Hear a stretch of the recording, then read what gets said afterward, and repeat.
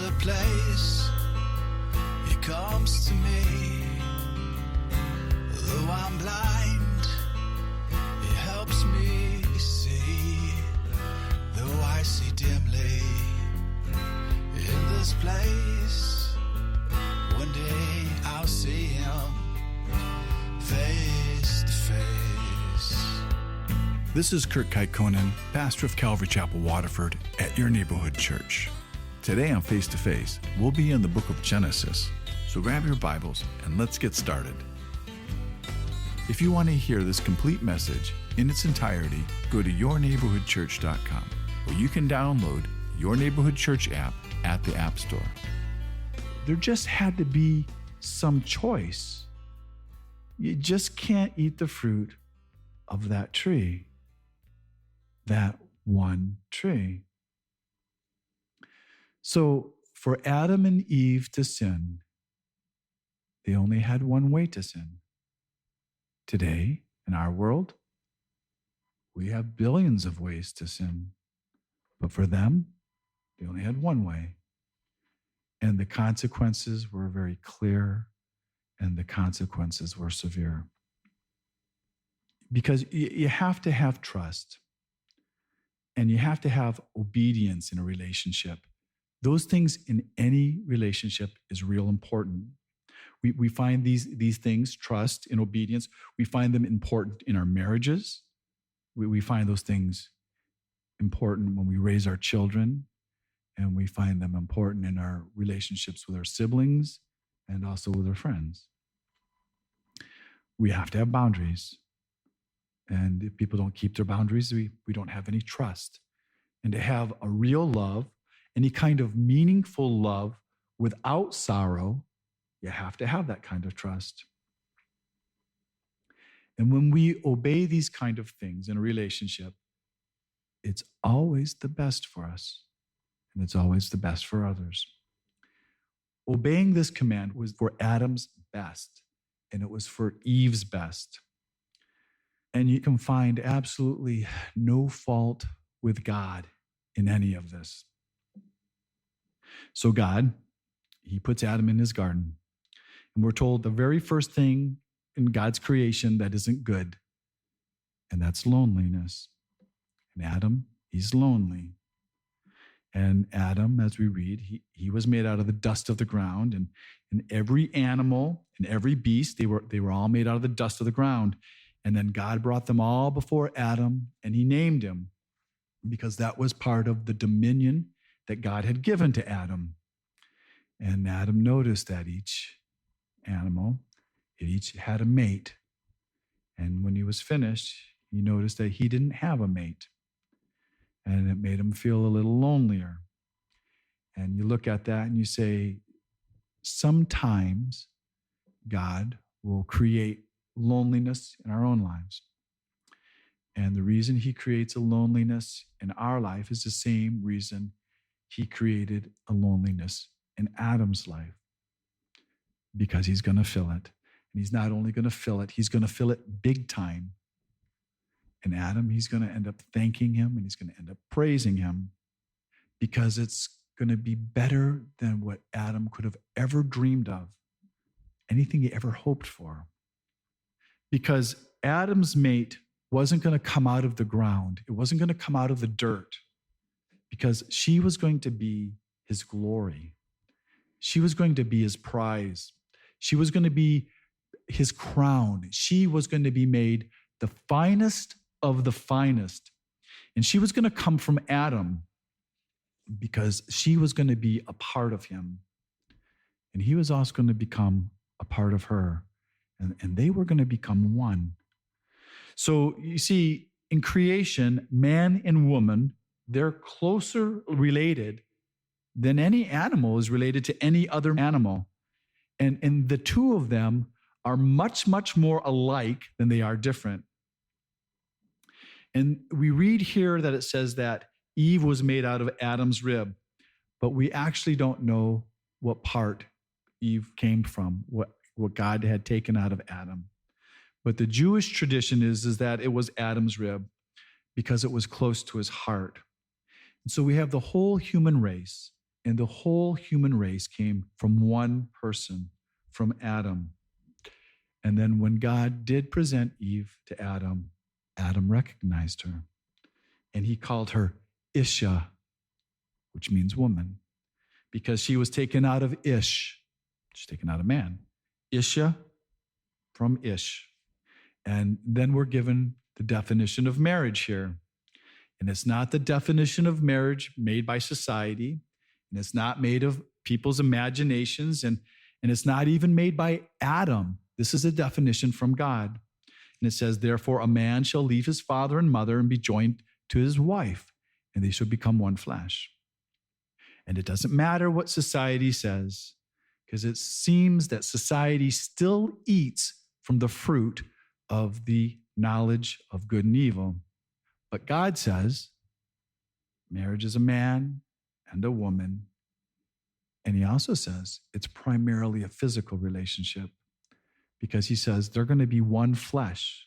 It never says they're going to be one heart or one spirit. It's going to be my soulmate. But we can observe this one flesh relationship when we see the birth of any child. And there's only one thing that can break this relationship of one flesh, and that's death. And Jesus taught also adultery. But see, in his day, that would also be death, because the adulterer party, they would be killed. All right, so now we're in 3. And it's a beautiful day in Pleasantville. And Pleasantville is in the Garden State. And we read about this serpent, and it doesn't look like the kind of snake that we have today. He wasn't hanging down from a tree like we see in the cartoons, because the serpent didn't start as a snake. The serpent became a snake. He became a snake after God cursed him. And here where we read, the serpent isn't called Satan, but it is Satan. And we learn more about this Satan as we go on through the Bible. And we hear a description of Satan in Revelation 22. And it says, and this is before the millennial reign of Jesus. And it says, when Satan is thrown into prison, and we'll read, he laid hold of the dragon, that serpent of old, who is the devil and Satan, and bound him for 1,000 years. And the name Satan, that means adversary. And the name devil, it means slanderer. And we'll see throughout the whole Bible, we see Satan speaking through different people, because Satan can possess people to lead them astray. But in this garden, there's no people for Satan to possess, because there's only 2 people there, and it's Adam and Eve, and God lives inside of them.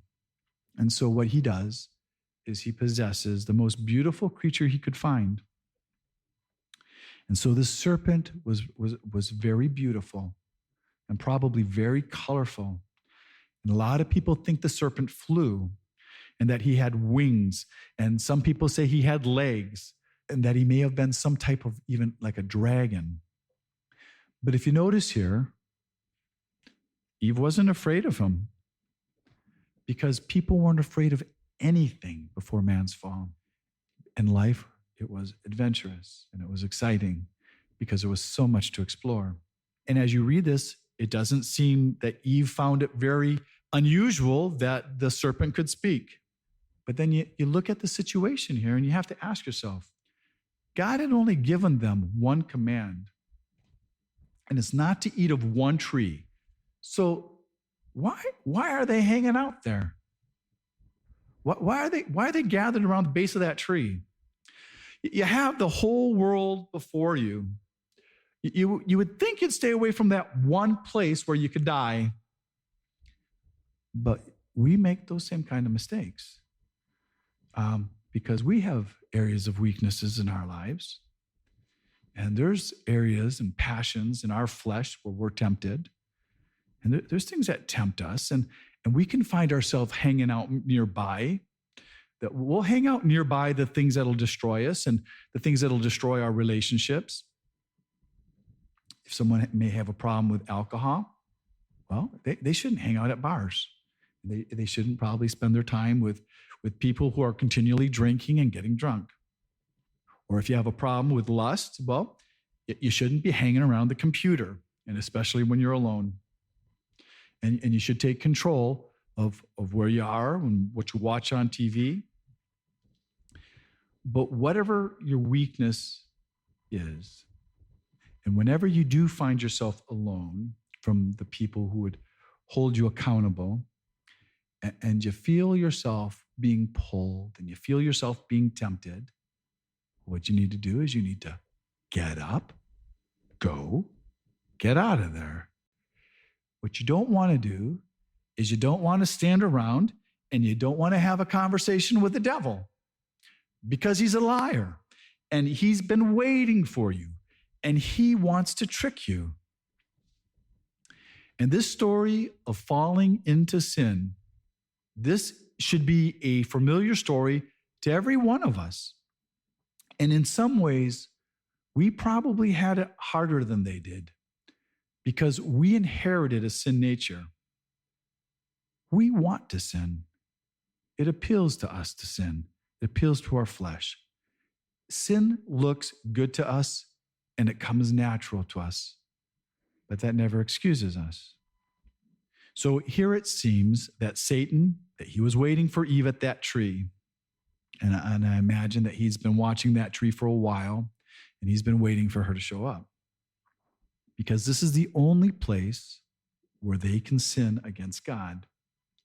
This is the only place where Satan can destroy them and can destroy the plans that God has for their lives. And Satan, his motives are clear. He hates God and he hates anything that God loves. Satan at this time had already been thrown out for trying to take God's place. And he tried to make himself like God.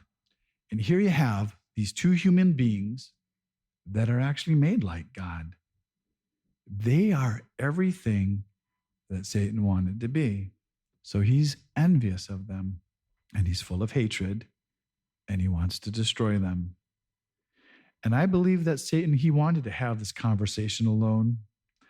Though we read in verse 6 that Adam was with her, but we don't see Adam in the conversation between the serpent and Eve. And we see here where Eve misquotes what God said to Adam, and we don't hear Adam correcting her. We don't see the serpent speaking to Adam at all, and we don't see Adam speaking to the serpent at all. But I wasn't there. But it just doesn't seem like Adam would just stand by and watch her fall, because I think he would have stepped in somehow, because I know that Adam loves Eve and he loves her more than anything. But we do know that Adam was there to receive that fruit from Eve. And here we'll look at Satan's tactics. The first thing that Satan does is he disguises himself. He doesn't come out and say, "Hi, Eve, I'm the devil, and I've been waiting for you here at this tree." No, he's hiding. He acts like he's just one of the creatures. You've been listening to Face to Face. Face to Face on this radio station has been provided by Your Neighborhood Church. If you want to help support Face to Face and put this program on other stations just like yours, you can contact us at yourneighborhoodchurch.com or write Your Neighborhood Church, P.O. Box 500, Romeo, Michigan 48065. There's a place he comes to me. Though I'm blind, he helps me see. Though I see dimly in this place, one day I'll see him face to face. Tune in again tomorrow at this same time as we continue to go through the Bible.